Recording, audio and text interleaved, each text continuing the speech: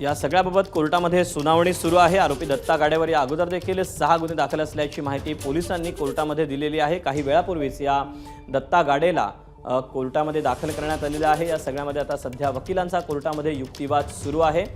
या सगळ्याबाबत काय पुढे नेमकं घडतंय, 14 दिवसांची पोलिसांची मागणी मान्य होते का ते पाहणं महत्त्वाचं ठरणार आहे। खरं तर पुण्यामध्ये काही आंदोलकांनी काही संघटनांनी या दत्ता गाडेची गाडी अडवण्याचा इशारा दिलेला होता। याच पार्श्वभूमीवर संध्याकाळी 5 नंतर या आरोपीला आता कोर्टामध्ये दाखल करण्यात आलेला आहे आणि त्यानंतर आता आरोपीच्या 14 दिवसांची कोठडीची मागणी करण्यात आली आहे।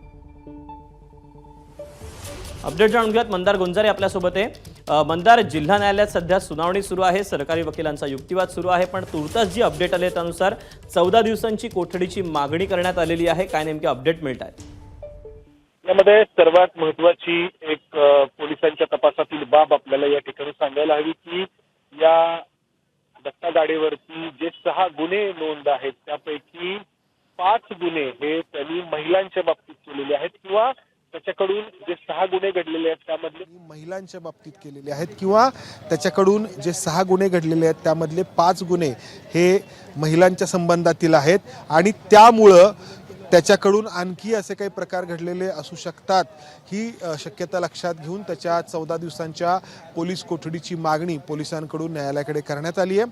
आता न्यायाधीश या 14 दिवसांच्या पोलीस कोठडीला मान्यता देतात का हे पाहावं लागेल। मात्र आपण जर पाहिलं तर सरकारी वकिलांनी जो युक्तिवाद केलेला आहे 14 दिवसांच्या पोलीस कोठडीसाठी आणि त्यासाठीचं जे कारण दिलेलं आहे त्यामध्ये या सगळ्या स्वारगेटच्या घटनेनंतर खूप तीव्र असे पडसाद समाजामध्ये उमटले आहेत आणि त्यामुळं या घटनेचं गांभीर्य पाहता सखोल चौकशीची गरज असल्याचं आणि त्यासाठी 14 दिवसांची पोलीस कोठडी मिळावी असं सरकारी वकिलांनी न्यायाधीशांच्या समोर मांडलेलं आहे। कारण आपण पाहिलं या सगळ्या प्रकरणानंतर संपूर्ण महाराष्ट्रभरातून किंबहुना देशभरातून संताप व्यक्त करण्यात आला। अनेक संघटना निषेधासाठी समोर आल्या आणि त्याचमुळं दिवसभराचं कामकाज संपल्यानंतर दत्ता गाडेला न्यायालयासमोर हजर करावं लागतंय आणि त्यामुळं आपण पाहतो आहोत दिवसभराचं कामकाज संपल्यानंतर ही सुनावणी सुरू आहे आणि मी जसं म्हटलं की 6 पैकी 5 गुन्हे हे महिलांशी संबंधित आहेत। त्यामुळं